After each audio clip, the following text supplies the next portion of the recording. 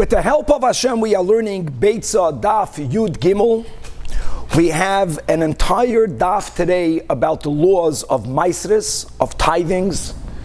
One of the principles that the entire sugya will be based upon is that before produce is considered finished or completed, in Hebrew, before you have the gemar melachton, there is no obligation yet to separate the tithings. We're going to use the word maasros, but maasros doesn't only refer to maaser rishon. The word maaser is a generic word which means trumos and maasros, all of the various separations. What creates the gemar melachton? When is the produce considered completed? Well, like this.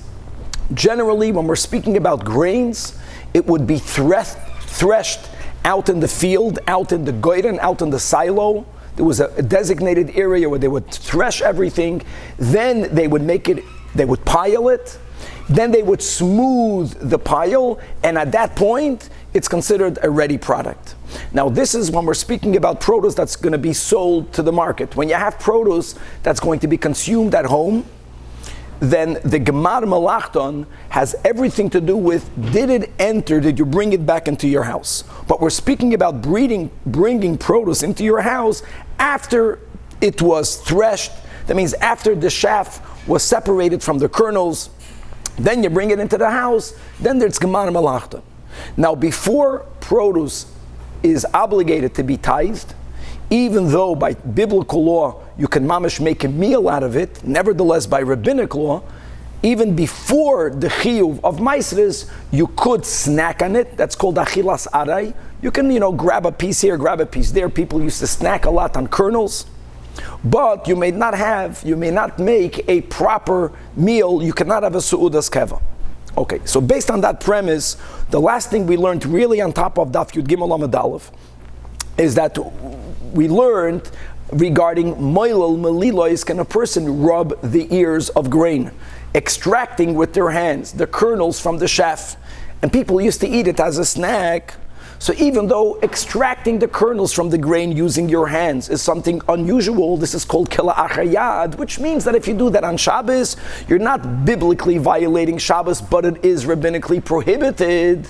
On Yom Tov, we learned, that was a din on Daf Yud Beis Amud Beis, that you are allowed, lechatchila, to be moilel belilos, you are allowed to take out the kernels from the chaff on Yom Tov with a shinoi that we will learn, there's more details about. You have to make some sort of deviation at the end of today's daf. And therefore, what does that have to do with anything? We learned in the Mishnah that truma is something that may never be taken on Yom Tov. We also learned in the Mishnah that if the obligation to separate challah comes about on Yom Tov, which is when you need a dough, if you shecht an animal and therefore the first opportunity you have to separate the gifts comes out on Yom Tov, then you are allowed to separate it on Yom Tov. Not only can you separate it on Yom Tov, but there are different versions of what Beis Hillel says. You can even deliver it in many cases. And the Mishnah clearly differentiated, that is only true by challah. That's only true when it comes to the gifts. Trumais, there's never a time that you are allowed to separate trumais. And the challenge we had with that is that based on the rule that you are allowed to separate the kernels from the chaff on Yom Tov lechatchila, so then aren't you going to be now chayiv to separate truma now that you have the kernels? And if the chiyuv of separating trumas begins on Yom Tov, then you should be allowed to separate truma. And the Gemara says that indeed, that is subject to a machlokes between Rebbe and Rabbi Yossi ben Rabbi Yehuda. That was the top of Daf Yud Gimel. In other words, Rebbe holds that when you separate the kernels from the chaff, then you're taka chayiv to tithe it. You're chayiv to separate trumas and maasros. How do we know that? Because Rebbe says that you can't even have achilas aray. And Rabbi Yossi ben Rabbi Yehuda holds that you're not yet obligated to separate trumas and maasros. Now, if you're not yet obligated, then you may not do it on Yom Tov. That is where we left off. But only if you're separating as much as you need, you're still obligated to do everything for the Kohen? So just to speak out, what the point that Kevin wants to make is, it's not about what you are going to eat right now. It's about whether this produce is considered completed. The moment it's considered completed, if it's gemar melachton, now kicks in the obligation to separate trumas and maasros. And we're accepting that if that chiyuv kicks in on Yom Tov, then you have to separate it on Yom Tov. It's not going to be included in the general rabbinic rule because of misak and you're not allowed to do it, because you could not have done it before. Okay, so that's the opening of the topic. Now we're going to learn more details about this machlokes Rebbe and Rabbi Yossi, but Rabbi Yehuda, and the Gemara indeed is going to say that there are certain scenarios where yes, you are obligated to separate trumos on Yom Tov, and therefore it's not prohibited, but these are very rare cases. Unlike challah, everyone would need the dough the day they would bake it. So it was common for people to separate challah and Yom Tov. Unlike the gifts, it was common for people to shecht on Yom Tov. Truma is a very rare circumstance. Now, speaking about different ways of making a product complete, we're going to speak about legumes. When is a legume, let's say beans, many of them also naturally are in a shaft, but when you remove them from a shaft, even if you did not heap it, even if you did not thresh it properly, we will see what the din will be by legumes. We're going to have the din of tilson. Tilson is fenugreek. We'll speak about something unique about fenugreek, all concerning from when are you mechuyev to tithe it. We're going to learn again, we had this I think in Eruvin, the rule that even though you have to separate the tithing in the proper order, mitzvah saseh and then alav, first comes bikurim, then comes trumos, then comes meiser rishon, then comes meiser sheni or meiser ani. But if the Levi took meiser rishon before the kohen got the truma, sometimes the din will be that all the Levi has to do is give trumas meiser to the kohen. That means whatever the Levi receives, he has to give 10% from his 10% to the kohen. But does the Levi have to give to the truma, to the kohen, truma, as we'll speak out more details? Sometimes yes, and sometimes not. And just to get familiar with the words, here are the words. Meiser rishon shehigdimai b'shibalin, which means that if the product was still in its ears, that means there was no obligation to tithe it. If you gave the Levi meiser rishon, even though there was no chiyuv, there shemoi toiv loy letrumas meiser. Since the Levi got meiser rishon, now he has to give 10% from what he got to the kohen. In this scenario, the Levi doesn't have to give first truma itself.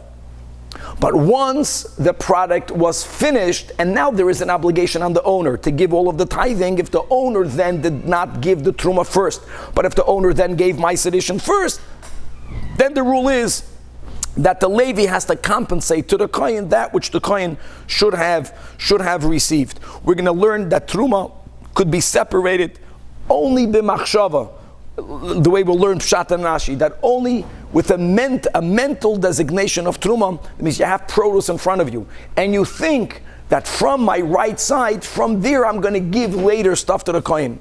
You make a mental designation, according to Rashi, that will be enough, both when it comes to truma and when it comes to the obligation of trumas meiser. There's a big difference between truma and meiser rishon, and that is that even though the Chachamim said that a person should give either a 40th or a 50th or a 60th to the kohen, truma is dafka separated by estimation. You dafka don't give an exact, let's say the average person gives 2%. You don't give it an exact 2%, you give it by estimation. In contrast, right, we say this in Pirkei Avos, al tarbala aser umados. When it comes to meiser rishon, you're not allowed to give an estimation. You have to give exactly 10%. There is a machlokes tanoim, the Levi's obligation to give from his meiser rishon 10%, trumas meiser or meiser mena meiser to the kohen. There's a machlokes tanoim whether the Levi should give it also by estimation, because it's going to the kohen. Whatever the kohen receives is only by estimation, or no, since it's coming from meiser rishon, and meiser rishon was given with a precise exact 10%, and God tells the Levi, you give from your 10% from it to the kohen, then he has to give it by the exact measure. We're going to learn various relationships between the laws of tithing and the laws of Melecha Shabbos, because there are certain times that when you finish something on Shabbos, you violated it by the fact that you finished it. By meiser rishon, we're also saying that only when the product, by meiser, only when the product is finished, then are you mechuyev to give meiser. So we'll see that there is a relationship. They are similar, they are dissimilar. And finally, we're going to come back all the way to the beginning, and that is that even though we said that one is allowed to be moilel belilois on Yom Tov, that you can take grains lechatchila and remove the kernels from the shaft by rubbing it with your hands, you are allowed to do that on Yom Tov. On Shabbos, you're violating rabbinic threshing. You're not violating biblical threshing because you're doing it in an unusual way. On Yom Tov, it's allowed to be done lechatchila, but you have to do it with the shinoi. Why do you have to do it with the shinoi, with the deviation? Because if you won't make a shinoi, it will be considered uvda d'choil. It's yad on Yom Tov is mutar lechatchila. But in order for it not to be considered this rabbinic, it looks like a mundane activity, you have to make a shinoi, and we're going to have various suggestions of what that shinoi should be. Bekitzur, chevra, it's like out of left field. The whole daf is mamash trumas omaises. Some shinoi means a deviation. But is it for Matayin or is it for... No, it's in a Yom Tiv and on Shabbos. There's a concept called it looks like a weekday activity. I'll give you an example. Taking somebody else. No. It's not correct. Not looks at someone else. Many people that go on scooters. The consensus today is that using a scooter on Shabbos and on Yom Tov is prohibited rabbinically because of uvda d'choil. Uvda d'choil. It looks like a mundane activity. It's very difficult to define who determines what's uvda d'choil, what's not. That's a good debate. But in order to go out of uvda d'choil, making a shinoi is enough. Okay.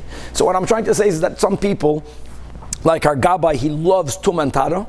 So it's not as good as, but it's a whole daf, like it's in Masechtas Beitzah, like it's a whole daf about Trumas U'Maisros, which is gavaldik. Especially now we're out of Rosh Hashanah, we're coming into the laws of Shemitah, means we have to start becoming more familiarized with the laws connected to produce, to the land, and here we go. So we left off 4 lines from the top of the Amid. So Nachamol, the Gemara pointed out that you're right, according to Rebbe, that holds that if you bring into your house individual ears of grain, and the intent was to remove the kernels with your hand to be moilel melilois, Rebbe holds that from then on you have to tithe the produce, which means you may not even eat achilas aray. According to Rebbe, you will separate Truma on Yom Tov because you couldn't have done it beforehand. Before you brought it into the house, there was no chiyuv. The chiyuv only came about when you brought it into the house. So when you remove it, you have to. Rabbi Yossi, but Rabbi Yehuda holds that you are not obligated to tithe it. Now, why are you not obligated to tithe it? So just to speak out, because when the Torah speaks about the chiyuv of tithing it, the Torah uses the words dagan, which doesn't only mean grain. It means when you're putting it in a pile and you're smoothing it in a silo. So when you take individual ears and you don't thresh it and heap it, you just take a few stalks into your house, there is no dagan there, there's no digun.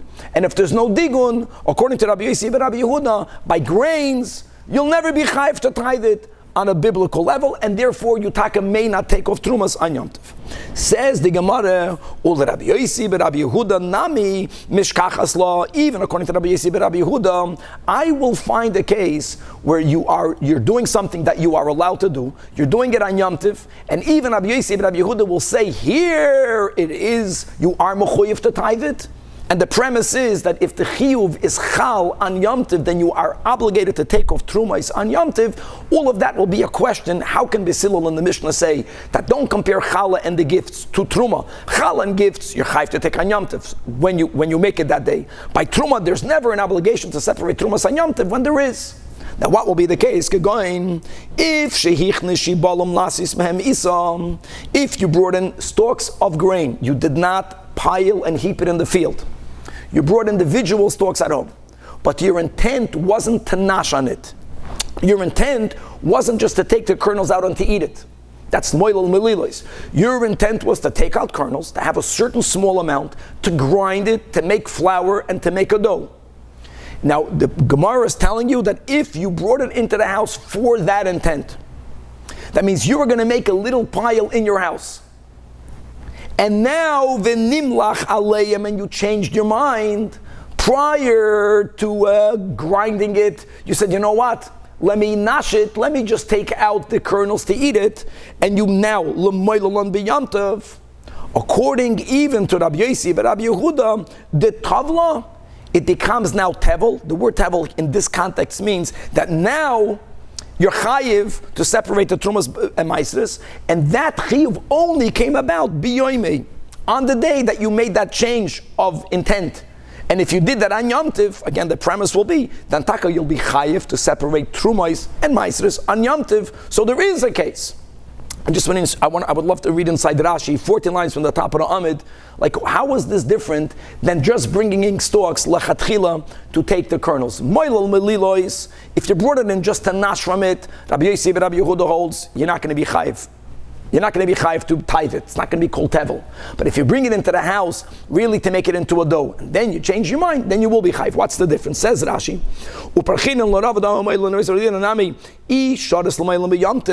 all based on the premise that we learned. If you are allowed, and you are allowed, to remove kernels, rubbing them out with your hands from the shaft on Yom Tiv, if you are allowed to do it, then mishkachas lo al korchech, I will find a case, even according to the Beitzah Rabbi Yehuda, shezakoi baharamasa, that you'll be obligated to separate trumais, b'melilais, in the case where you have ears, shechnisan lasis isa, that you brought it into your house to make it into a dough. How are you going to make it into a dough? B'disha, because here, since you don't make a dough out of two kernels. You make a dough, when you nash like a candy. You have one kernel, another kernel. The moment you take in ears to make it into flour, then you remove a lot of kernels, a lot more at the same time. And that's called threshing. Now, you're not going to thresh it out in the field with animals, but that's already called an act of threshing. It's about quantity. And umeruach, okay, and you're gonna winnow it. So there's a large amount, and then you get rid of the chaff. That's, in other words, you intended to make it into a pile. Now, if you changed your mind and you said, you know what, I'm just going to eat them individually, I'm going to snack on it. All of the ears that I brought in will all be used for a snack. I'm not going to make it into flour. I'm not going to pile it in a larger amount. I'm not going to winnow it individually. I'll eat one by one. The chaff is like the candy wrapper, and I'll just take them out. Says Rashi, Dal Karchach, Moide Behur Rabbi Yosi, the Tavlan Biyoim Shenim Lachalem. The day that you changed its designation, from that moment, you're chayiv to tithe it. The Kiven, the Chnisin L'Shem Goyim Gamur, since your intention was to pile it, because you were going to make it into a dough. How do you make it into a dough again? You remove a lot at the same time. You put it into a pile, then Yarda Lohem Toiras Trumas Umaisras.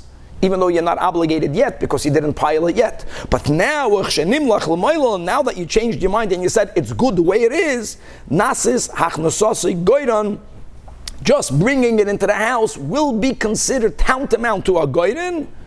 And Vahamoil and B'yamtev Al Karchai Kadam Trumasam. For you to eat those individual kernels, you have to separate Trumas, even according to Rabbi Yosi and Rabbi Yehuda. And if you do this on Yom Tov, you should be chayiv to tithe it. Says the Gemara, yes, Ella, my Truma, Raif Truma. You're right. Could you find an unusual scenario where, according to all of the Tanoim, you're obligated and therefore permitted to separate Trumas on Yom Tov? Yes. But Beis Hillel is still standing, because Chala is always separated on Yom Tov. Matanos is always gifted on Yom Tov, especially if you did it that day. But when it comes to you're finding up one mitzias, you bring it into the house with one intent, then you change your mind. That's very, very rare. So Beis Hillel is correct when he says that generally, in the vast majority of the cases, you'll never be allowed to separate Trumas on Yom Tov. Amar Abaye. Now let's continue. Now really we're going to have two very important versions of Abaye. Version number one. Amar Abaye, that the machloikas between Rabbi and Rabbi Yosi and Rabbi Yehuda is only b'shabal, it's only by ears of grain. Again, what's their machloikas? If you bring it into the house to snack off them, moilel melilos, to remove the kernels from the ears, you rub out each one individually and you eat it. Rabbi holds, you're chayiv to separate truma. Rabbi Yosi says, if you brought it in to be moilel melilos, and that's what you did, you're not obligated to tithe it. That's only by grain. Aval bekitniyos, but when it comes to legumes, right, like beans, divrei hakol, everyone agrees that what? That only is suriyasa, only binding them in a bundle, Tavla makes them into tevel. In other words, everyone will agree that they're subject to the dinim of Trumas Umaisres, even if you're not going to thresh them, even if you're not going to heap them, because it's more common by legumes that this is what you do. So says the first girsa of Abaye. Now, says the Gemara, it's a big chiddush, because you can also argue that most people, or many times, many people, even by legumes, the normal way of finishing the product is by heaping it and threshing it in a pile. But he's saying, no, the moment it's bundled, you're chayiv. So, we're going to try to bring him a proof from a Mishnah in Trumais. Now, the Mishnah there is focusing specifically on a bundle of tilson. Now, the word tilson means fenugreek, just to know what it is. It's a certain seed. It's normally used for seasoning. What is unique about tilson, aside of the fact that it's expensive, is that its stalks shares a very similar flavor to the seeds themselves. Tilson, because of it being expensive, is normally not threshed and heaped in large quantities. It is normally crushed only a little bit at a time. That's very important. Because then, when something is normally processed in large quantities, there is where you can argue, if you didn't do it in a large quantity, it's not called finished. Says the Mishnah that tilson, if you have bundles of tilson and they are of tevel. So now the Mishnah is not, the focus of the Mishnah is not to tell you that the bundle finishes the product, completes the product, but the Mishnah is telling you, hareze, all you need to do is koitish, you can pound it, which is how they got the seeds out of the stalks. Umechashev, kama zera yesh bahem. Now when you separate the trumas from maisres, there's another nuance over here. You see, the stalks are also used for seasoning. So when you separate the trumas, are you separating truma from everything? Says the Mishnah, no. That still the seeds is chashuv. The seeds have to be tithed. And by the way, legumes, only midrabanan. But they have to be tithed midrabanan. But you don't b'chlal have to separate trumas from maisres from the stalks. So when you separate around 2%, you don't need to separate 2% from everything. You only have to estimate that how much seeds do you have here, and from the seeds separate the 2%. Umafrish ala zera, you only have to separate trumais, the 2%, the 1 out of 50 of the seeds, and you don't need to be mafrish also for the stalks. This is a chiddush because the eights, the stalks, the shaft also has some tam. People would use it for flavoring, but it's not as chashav as the seeds. And since the whole trumas or maisers by legumes is only midrabanan, so they were lenient. Now, what do we see over here? We see that if you have a bundle of tilson, you're mechuyev to tithe it. So my love, that this Mishnah is even Rabbi Yossi ben Rabbi Yehuda. Now Rabbi Yossi ben Rabbi Yehuda clearly, as we learned above, holds that just bundling stalks of grain is not machayev it in trumas or maisers at all. But over here, the Amar Hassan, when it comes to the bundles of ears of grain, Rabbi Yossi ben Rabbi Yehuda holds that if you don't actually heap it in a pile and thresh it properly, loy tavla, it's not going to have the status of tevel. You're not obligated to tithe anything. But over here, by tilson, yes, tavla. L'chayra, the Mishnah is even according to Rabbi Yossi ben Rabbi Yehuda, that would be a raya to Abaye, says the Gemara, not necessarily so. I could argue that the Mishnah is only following Shitas Rebbe. What's the problem with that? Why didn't we think about this initially? Says the Gemara, Rebbe, my yira tilson. Then the Mishnah should have said a greater novelty. Not only bundles of tilson is tevel, why didn't the Mishnah speak about shibolim? Like we mentioned, shibolim is even more commonly processed by heaping and threshing. And Rebbe is talking the machadish that says it's chayv anyways. If the author would have been Rebbe, you should have mentioned ears of grain. So the Gemara counters, okay, so Ma'il Elamai, it's Rabbi Yossi ben Rabbi Yehuda. No, if the author is Rabbi Yossi ben Rabbi Yehuda, I have the following problem. That lashmi'inan shan mini kitnius v'kolchchen tilson. In other words, other legumes are not as expensive as tilson. Other legumes are more commonly heaped and threshed. Now, according to the, if this is Rabbi Yossi ben Rabbi Yehuda, and the chiddush is that when it comes to grains, Rabbi Yossi ben Rabbi Yehuda holds, if it's not heaped and threshed, you're not chayiv to tithe it. But here, the Mishnah is telling you a chiddush that even according to Rabbi Yossi ben Rabbi Yehuda, when it comes to legumes, you will be chayiv. He should have said the bigger chiddush. You should have been chayiv, even by items that are more commonly heaped and threshed. Tilson, like we mentioned, it's a spice. It's used for seasoning, and it's expensive. And people don't. There are many more people that don't make it in larger quantities. So the Gemara says, "Ella, that's not a proof. Ella Tilson Israchalei." Really, we don't know. It could be this. It could be that. It could be Rebbe. It could be Rabbi Yossi ben Rabbi Yehuda. Maybe the reason why the Mishnah did not speak about other kitnias is because there is a chiddush when it comes to tilson. And what's the chiddush? Because since the stalks, the shaft, also has the same type of flavor like The seeds do, and therefore lifresh nami ha'etzoi, one might have thought that since you're taka chayv to separate trumas u'maasros, so you're separating it from everything, including the broken up shaft. So that's why the Mishnah only speaks about tilson. The point of the Gemara is that from over here, all right, there's nothing in this Mishnah that indicates one way or the other. So you don't have Aliyah to Rabbi Yossi ben Rabbi Yehuda, but Abaye is not refuted. Abaye holds that Rabbi Yossi ben Rabbi Yehuda's din is only concerning a grain, only by grain if you don't mamish make it into a heap and thresh it. According to Rabbi Yossi ben Rabbi Yehuda, side of the one exception we learned today, you'll never be chayv to separate trumas u'maasros. And Abaye says that when it comes to all legumes, you don't need to heap it and to thresh it. You will be chayiv the moment the product is ready for you. What makes it normally ready by legumes? When you bundle it. That's version number one. Version number two, Ikad Amri, Amar Abaye, Chavra middle of the Amit. That Machloikis, Pum Fakert says Abaye. The argument between Rabbi and Rabbi Yossi ben Rabbi Yehuda is only Bishibalim, Aval Bekitniyos. When it comes to legumes, wow. Everyone will hold, that means even Rebbe, that asiriyasa, that just bundling it, loy tavla, doesn't render it into tevel. You must thresh and you must heap it in order for it to be considered the Gemar Malacha, the herst. Now we're going to use the Mishnah from Trumais as a kasha. Meisvei, how can that be? We learned the same Mishnah. It says in Trumais, Mishoy Chavila Tilson, if you have bundles of Tilson, it's tevel. Now how did it become tevel? If you have to, it's just a bundle. Says the Mishnah, the detail, that all you need to do is when you pound it, and now you have, the seeds are separated, they're not in the shaft, but it's all mixed together. So again, the Mishnah wants to tell you that now that you separate truma, it's not 2% from everything, even though everything has a good taste, only from the seeds. So machashev also means you estimate.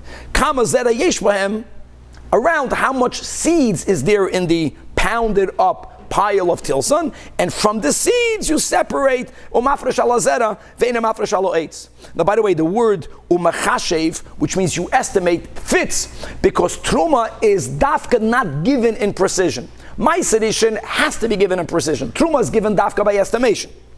So now the problem is, my love tevel tavel shel truma. Fakert, you're speaking about bundles of tilson. If Abaye is saying that everyone is moided, that when it comes to all legumes, if you don't first thresh it and heap it in a pile, it's never considered a real final finished product, completed product, and it's never going to be chayiv to separate trumas u'maasros. So what are we talking about over here? It's only bundled. It's not heaped. Isn't tilson something special? The Gemara gives a different answer. And the Gemara's answer is that loy tevel tavel shel trumas meiser. This is a very important statement. When you have produce, it's important, we have to know these dinim. Even if the chiyuv of separating trumas u'maasros did not yet get activated, because it's not called a completed product yet. If the owner, for whatever reason, decided to give to the Levi the 10%, he gave to the Levi the 10%. There was no obligation to do so. Not only does the Levi get to keep it, but now that this is called Meiser, now the Levi is obligated to give to the Kohen Meiser mena Meiser. Trumas Meiser. Oh, so the Mishnah is dafka not speaking about Truma. Now there's a problem. The Mishnah said the word Machashev. Machashev means by estimation. That's what we spoke in the intro. According to many Tanoim, Trumas Meiser has to be given with precision. Obviously that won't be the Tana. But let's go inside. And this will be Uchad Rabavo Omar Rabshim Melakish. To Omar Rabbi Yabo Rabshim Melakish. Meiser Ishin Shekdime B'Shibalim. Let's go back to grain. You have the grains still in the stalks. Forget it. You Bechlal didn't thresh it yet. There's no obligation to separate anything. If you decided to give it to the Levi, Shemoi, so you called it Meiser. If you called it Meiser and the Levi received it as Meiser, the Levi cannot say, I don't have to give anything to the Kohen. It's not a final product yet. No. The name, it's called Meiser Ishin, you got to give Meiser Mena Meiser. Toiv loy l'trumas Meiser. Now hold on. The question now is, when the Levi now has to give it to the Kohen, can the Levi just take off 10% and give it to the Kohen? No, the Mishnah says he has to pound it. That means the Levi now has to make it finished. Why does the Levi have to make it finished? Oh, so if that's the case, why must it be pound? Why do you have to remove the seeds from the shaft?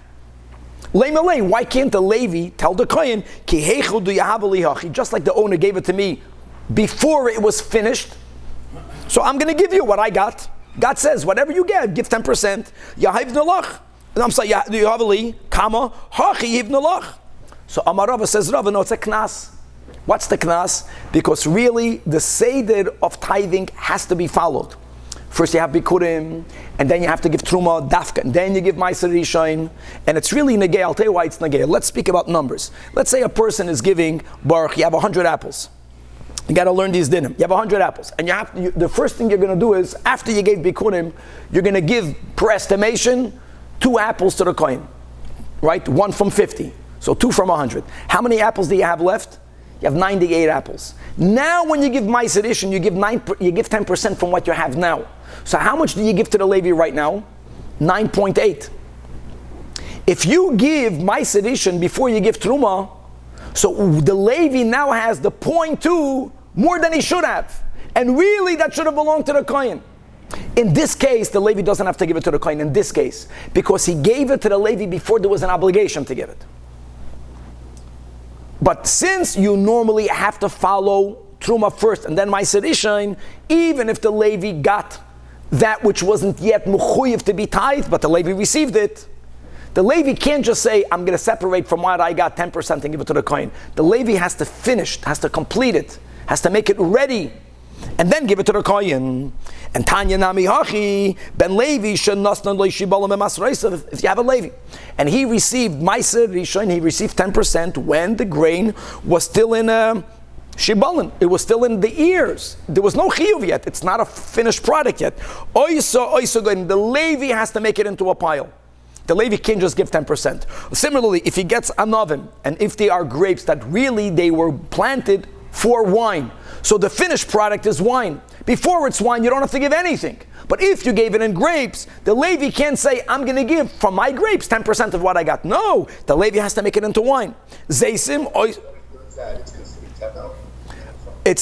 so the Levi's produce is called tevel. The owner's produce is not called tevel because there was never a chiyuv. But since the Levi got ma'aser rishon, Shemoi, that was the statement. That the fact that it's called ma'aser rishon, toiv loy l'trumas, the Levi may not eat it before he gives 10% from what he received. Zeisim oisam shemen.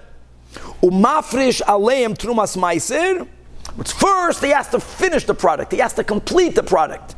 And then v'nosna l'koyin. The last line in the Amid.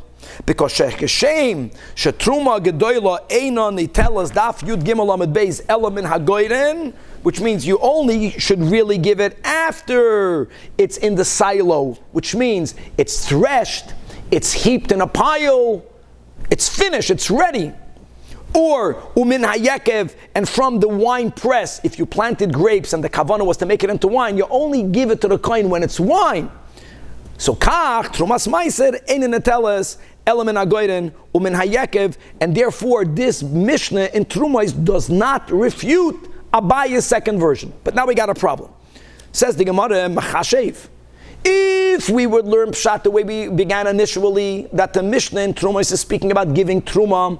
Truma is given by estimation. That's why the Mishnah says the words machashev, estimate. But now that we established that the Mishnah is speaking about the Levi's giving trumas ma'aser, the Levi is giving ma'aser min ha'ma'aser, 10% from his 10%. So machashev, estimation. No, hamedida boya, should this not have to be exactly measured out? So says the Gemara, it's good to know this, that there's really a machloikas tanoim regarding trumas ma'aser.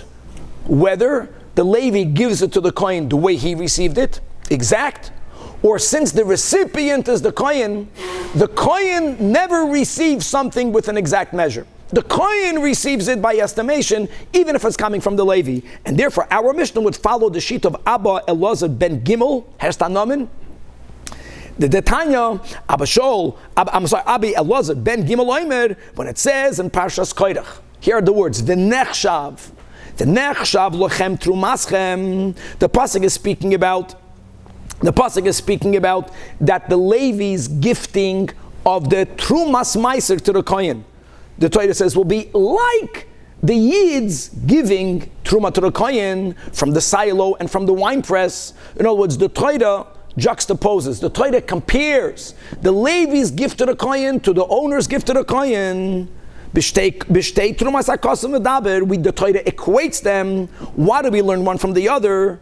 Achas Truma Gedoyla, the Yisrael's giving of what we call Truma Gedoyla, and the Levi is giving of Trumas Meiser. So Keshem she Truma Gedoyla nitelas bo'omed, just like the owner, when you give it from the silo, the one who grew it, yeah, he gives midrabanan 1 in 50, an average person, or 1 of 40, or 1 of 60, whatever your number is, you don't give it exact. You give it by estimation, number one. And number two, another din, ube machshava, wow, you can separate trumais mentally, big machloikas, what that means.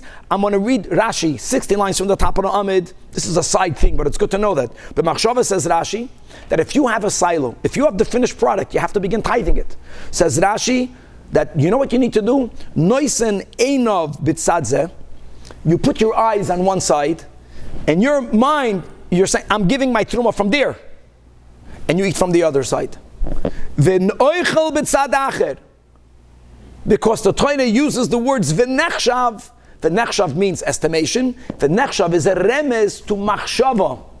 So holds Rashi, other Rishonim argue with that. How can that be? They say that mentally means you have to make a verbal declaration. It just means you don't have to physically separate it. And that is both on the Yisrael's gifting of the Truma, also on the Levi's giving of Trumas Meiser. Coming back inside the Gemara, Kach Trumas Meiser netelas bo'omed ubemachshava. And the focus here is on the oimed. Okay, now let's continue with the Gemara. So one of the things we just learned right now is that if a person gives Meiser Rishon to the Levi before the item was called Tevel, before there was any obligations, since the Levi got the Trumas Meiser, Shmoi Atz Meiser, you got to give Trumas Meiser. But all he needs to do is to give Trumas Meiser. He doesn't have to give more than that. Now let me just say this out by heart. If I gave the Levi 10% when I was obligated to give all of the Trumas or Meisers, means I should have given the Kohen first the 2 apples, and only then I would have given the Levi 9.8 apples. If I changed the order after Amochoyev, that means the Levi now got 0.2 in addition. In that case, the Levi is going to take first 0.2 and give it to the Kohen. And then he's going to give 10% from what he got. But that's only because I gave it to the Levi when I was obligated. If I give to the Levi my sedition before I was obligated, yes, the Levi has to give to the Kohen 10% from what he received, but he doesn't have to first give the Truma. He doesn't have to do that. All this cheshbon is always oimed b'machshava, like, is it oimed b'machshava or is it like this, 0.2%? So just Shlomo pointed out something amazing, that if we're saying that the Levi gives the Trumas Meiser only ba'oimed, by estimation, so what did I just say right now? A difference of 0.2. He's just pointing out how challenging will it be, like what practical difference will there be if he has to give the 0.2 or not, if he's not giving it with precise. Good point. Now this definitely fits according to the Tanoim that hold that he has to give it precise. But even when you have to give, I think it's not about the amount, I think it's about 2 acts of giving. He has to estimate, epis I have to give to the Kohen, because the owner was mechoyev to give truma, and now I'm giving another. Okay. Gufa, we learned above. My sedition. If the owner gave it to the Levi while it was still in ears of grain, no chiyuv of trumas or meisers were chal. It's not called tevel yet. But since you gave Meiser Shmoi, you called it Meiser. You didn't stop give the Levi a gift. You gave the Levi Meiser Rishon. The Levi received Meiser Rishon. You can't get it both ways. If you receive it as Meiser Rishon, if you are accepting it as Meiser, now it's Tevel. It's not ready. It's ready enough. If it was ready for you to receive it, then it's ready for you to gift it. Shmoi toiv lo trumas Meiser. My tamei yomarava hoyel v'yotza olav shei Meiser. That's it. Right. When the Levi receives my sedition, like we mentioned in ears, then the Levi doesn't first have to give to the Kohen Truma Gedoyla. even though the Kohen is losing the 0.2, the Levi is getting an additional 0.2. No, the Levi has to give Trumas Meiser and that's it. And how do we know that? Also, Psukim from Parshas Koirach. Guys, we had this in Shabbos, we had this in Eruvin, we had this in Pesachim, we had this a lot in the beginning. Shenemar, because it says, V'haramoisam mimenu, that you should separate, you the Levi, Trumas Hashem, you separate from you Levi, what you got, a separation to Hashem, and we call that Meiser Mena Meiser. The Torah speaks about one separation, Meiser Mena Meiser, from which we learn Meiser Mena Meiser or Martilach. You have to separate 10% from your 10%, but you don't have to first give Truma Gedoyla, the 0.2, and then give Trumas Meiser Mena Meiser. If that's the case, if we learn from this pasuk that all the Levi ever has to give is Meiser Mena Meiser, what happens in the other case, where the owner already threshed it, and he put it into a pile, and he smoothed it. Now it's a completed product. Gmar malachton. Now you're chayiv. Now the Yisrael is chayiv to give Trumas u'Maisros. And what's the din over there? The din there is that if the Yisrael wrongfully gives Meiser Rishon first, we know that the Levi cannot just give Trumas Meiser. The Levi has to first give the estimated or the exact 0.2. The 0.2 is estimation, and then he gives Trumas Meiser. Well, if you have a pasuk Trumas Meiser, if we learn from the pasuk that we just quoted that all he needs to give is Meiser Meiser or Martilach, v'loy Truma Gedoyla u'Meiser u'Trumas Meiser. So afilu higdima bekeri nami, say that the Levi doesn't have to first give the coin the 0.2. Amar lei, because of you, God wrote another verse. And what does it say in the other verse? It says Mikoil matnoi seichem, from all of your gifts. Torimu es Trumas Hashem, give Truma. That's an extra pasuk, and that's alluding to the scenario where the Levi also has to give Truma aside of Trumas Meiser. Now, how do you know from this verse, from this pasuk, that this pasuk is referring to the Kohen, the Levi getting it bikeri, bikri, and the other pasuk is when the Kohen, when the Levi gets it b'shibalim? Do you see that in the pasuk? No, you don't. The Gemara points it out. Umaro Isa. How do you know which verse to apply in which scenario? Is that something that you see in the verse? And the Gemara says no. We don't see that in the verse, but it's a svara. Makes sense. Hi, idgan.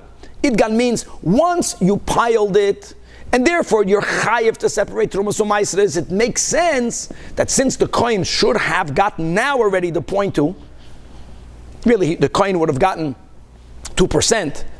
The Kohen would have gotten 2%, but the Levi would have gotten 2.2 less, and the Levi got the whole 10 and not 9.8. Makes sense to say that he should give it to the Kohen. And hai lo yidgan. In the other case, b'shibalim, there is no obligation to tithe it. The Kohen is getting nothing. So it makes sense that the Levi should not have to compensate to the Kohen for something that the Kohen, at least as of now, would not have gotten anyways. Okay. Now let's come back over here. Tanan Hasam, another Mishnah in Maisros. Hamakalev se'oidim.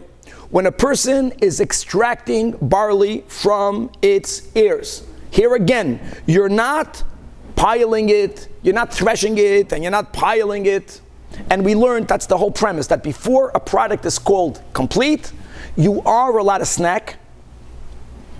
But midrabanan, even though you're not chayiv yet, you can't have achilas keva. Says the Mishnah that a hamakalev se'oirin mekalef achas v'oichel. If you eat one at a time, it's not called keva. It's called snacking. Since you didn't heap it and thresh it and heap it, you're not chayiv. You can have achilas aray. What's aray? 1-1-1.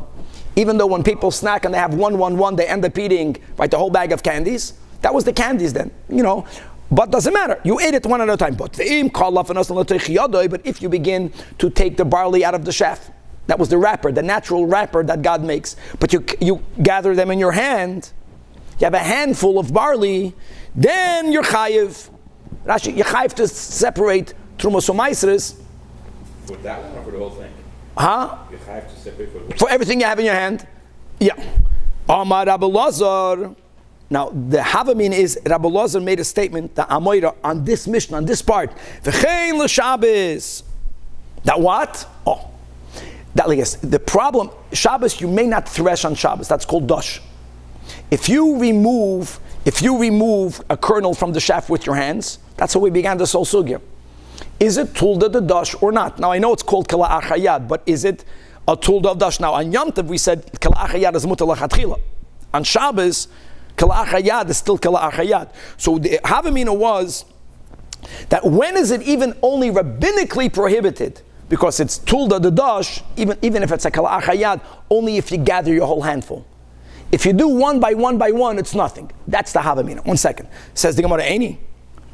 You're telling me that the moment you gather it, it's problem, it's called threshing. We know that Rav Mikalfola Devisu, that Rav's wife on Shabbos would peel barleys, kasi, she would make a whole cup for him.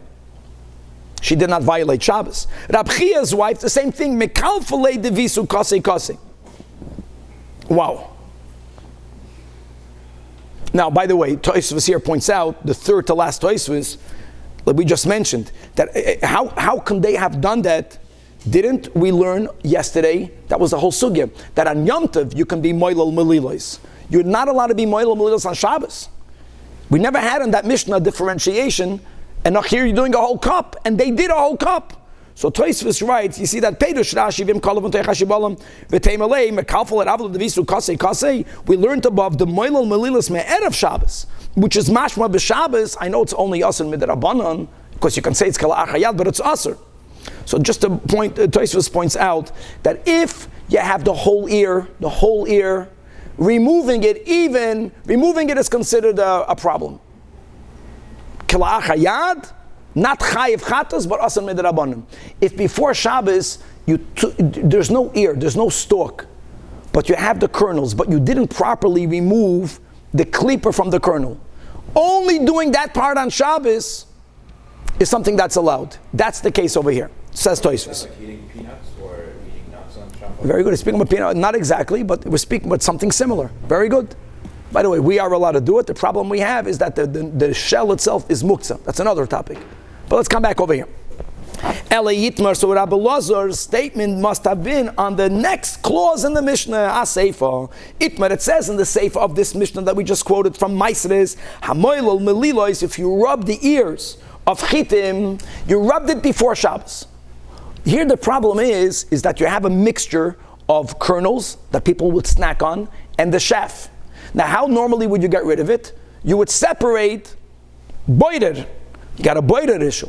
So how can you do it? So says the Mishnah, Menapeyach, fan it, al yad. Al yad l'choyra means you throw it from one hand to the other. You throw it from one to the other. What happens? What happens is that when you throw it, what lands in the other hand? The oichel. What falls to the side is the chef. That's called, the klal of ayal. Remember ayal? That when is boider allowed on Shabbos? Oichel mitoich hapsoilos and hapsoilos mitoich oichel. Yud is yad. You can't use an instrument, even if you're taking food out of the bad, but you have to and la'alter. So that's the case. You're snacking on it. So you before Shabbos you dealt with the problem of separating and of dush. You did it before Shabbos. You want to eat it on Shabbos, but to shafin it, throw it from hand to hand, and then you're not going to violate boider. Let's go weiter in the Mishnah. But if you didn't throw it to your hand and right away eat it, if you made an act of birur and then you put it in your lap, you gathered it, you're chayiv. Why are you chayiv? Because you're gathering. Chayiv means you're chayiv meiser. Chayiv means you didn't violate Shabbos, but you can't eat it because now it's a finished product. If it's not called a finished product, you can eat aray. This is called the finished product. And on that says Rabbi Lazar v'chein l'Shabbos. That what's v'chein l'Shabbos? That you're violating Shabbos. You're finalizing a product on Shabbos. Gewaldik. And therefore, 1 second, v'chein l'Shabbos means you're chayiv for boider. You're chayiv for boider. Why is that? Because it's not la'alter. You're gathering it. You can only do boider when you are immediately going to eat it. Oh, so maskav lo Rav bar Mamo. Hold on a second. Now that the first case of the Mishnah is that when you are gathering it, the first case, the Mishnah says Yechayv and Meiser. But we just established that Rabbi Lazar did not make a statement on this first case. Which means if you did it on Shabbos, then you're not liable for Shabbos. Why? In other words, if you finalized a product enough for you to be mechuyev, to be ma'ased it, why should that not automatically go into a chilul Shabbos? You finished the product. So, umi ika midid le'in Shabbos lo have a gemar malacha or lamaisa have a gemar malacha, and the Gemara says yes. Maskav lo rab sheishes bereid rab ida. That's an answer. He's answering with the question: V'loi, is it not true that don't create a complete correlation between a gemar malacha for meiser, gemar malacha for Shabbos? When you do a gemar malacha for Shabbos, it's very problematic. It's not the same. Why is that? For gorn on the meiser. Gorn means, when you put something in a heap and you thresh it, or you thresh it and you put it in a heap, that is the finished product. The Tanach, as we learned, ezeu gorn on the meiser, what's considered the goyden, if we're not speaking about grains. So many different products have a different goyden. Goyden is a borrowed term when the product is final. For example, if you have cucumbers, kishuyin, or if you have deloim pumpkins. So the din is, misha yefaksu, from when the blossoms fall off, and therefore they're ready to eat, now you're mechuyev to tithe it, midrabanan. And vishaloi piksu, and if these vegetables still have the blossoms on them, still, if mishayamed arema, if you heap them into a pile, it's considered the finished product. So piling these vegetables is mechayev you to separate the numus. And the same thing we learned regarding onions. That mishayamed arema, the moment you make a pile of onions, you're chayev to tithe it. Now hold on, says the Gemara ve'ilu gabas Shabbos, right? Hamadas arama patet. If you make a pile of the vegetables, you're not liable for chilul Shabbos. Why are you not liable for chilul Shabbos? Because you didn't do anything. There's no gemar malach. You didn't finalize anything. Why is that? Elamai islach lamemer. Because by meleches Shabbos, meleches machsheves asra Torah. Meleches machsheves has many applications, including that only something that's considered a professional act, something that you have to be a professional to do. If you do that, then you finalize the product. Putting a bundle of onions in a pile doesn't demand any type of meleches machsheves. You don't have to be a pro to do it. So therefore, the relationship between from when is your action going to be considered you finished, you completed this product, Gmar Malacha, Chayev Meiser, it can happen before, it can be for that, Gmar Malacha, but doesn't always mean that you're going to be Mechalal Shabbos, because as far as Shabbos is concerned, if what you did is something very simple, doesn't demand any professionalism, then it won't be considered any type of Gmar Malacha. What about caterers, is that professional? Let's go back to it. Okay, so I want to just go back. How did we begin all this? What we began over here, the sugya was, the Mishnah says that Beis Hillel says that you're never obligated to separate Truma and Yontif. And we had a challenge with that. And we actually succeeded to say today that there are times that you could separate Truma and Yontif. How can there be such a scenario? So the scenario was, and this was common then, they didn't have candy. If you have melilois, if you have ears of grain, and you want to nash, you want to eat the kernels from the grain, can you rub the ears to remove the kernels? So we learned on Shabbos it's asur midrabanan because it's dash kila achayad, and on Yom Tov it's mutar lechatchila. That's how we began the sugya. It's mutar lechatchila because kila achayad is mutar on Yom Tov lechatchila. But like we mentioned in the intro, there's an issue of uvda d'choil. It's a weekday activity. You are separating something over here. It's a weekday activity, so it has to be done in a way where it doesn't enter uvda d'choil, which means you have to make it in a deviated way. You have to make it with a shinui. So keitzad moilol, like Rashi says, going back to the beginning of this whole topic. Now that we accept, you are lechatchila allowed to remove the kernels by rubbing it with your hands out of its shaft. Says Rashi, the end of the second to last line, vadai shinui boya. May uvda d'choil. For it not to be called uvda d'choil, you have to do it in an unusual way. What will be considered an unusual way? So Abaye, in the name of Rabbi Yosef, says chada chada. Chada chada means that you can only use two fingers, not one kernel. You take one kernel and you use your thumb and your index, your thumb and your middle, your thumb and your ring. People normally don't do it that way. Normally they put it in between both hands and they rub it. That's the normal way of doing it. That's called uvda d'choil. Use one hand and only two fingers. One and one, the thumb and the other. Rava holds, Rav Avia Mishmei de Rabbi Yosef says, even chada tarte. The fact that you're not using two hands, you use the thumb with two fingers, whether it's the index and the middle and the pinky, and the ring and the pinky, that's already called a shinoi. You're doing it in an unusual way. And Rava Amar, no. The very fact that you're not rubbing it using both hands, kiven de meshane, that is enough. Afilu chada akulanami. You can use your thumb and all the four fingers. That's enough of a deviation. For Yom Tov, you can do it even not for Hara. You can prepare all five of them. For Yom Tov, can you prepare a whole pile of it? If you're not going to eat it that day, no. If it's to eat that day, yes. And the question now will be: Are you chayv to separate trumas umayim? That's a machlokes. That's the machlokes between. No. It's Yom Tov. No. The issue. The issue is dash, Danny. And let me explain it is that normally dash. Very good. Dash is normally not allowed for Yom Tov, even though oichel nefesh is permitted. But that's an oichel nefesh that you could have just as much as done prior to Yom Tov, which is when you're making it into flour, it would be just as fresh. But here you're snacking on it, I think there's a certain amount you can't do. And then there's a question, is it chayiv and trumas u'maisers? And according to Rebbe that you're chayiv, we said clearly, then taka, you separate trumas u'maisers on Yom Tov, no problem. Now, another din, when we learned just above, that if prior to Shabbos even, you already separated the kernels from the chaff, but you didn't winnow it, so there's a mixture. And now you want to get rid of all the chaff. So that's an issue of boirer. So we learned above minapeyach, which means that you're gonna fan it, and again you have to do this small amounts for Shabbos in an unusual way. Again, it has to be unusual. If not, it's going to be uvda d'chayil. So what's the unusual way? Omar Avada Barahava Omar Rav minapeyach. You fan it mikishlei etzba oisav olomaylam. When you are throwing it from one end to the other, you don't put everything in the palm of your hand. No, that's already too common.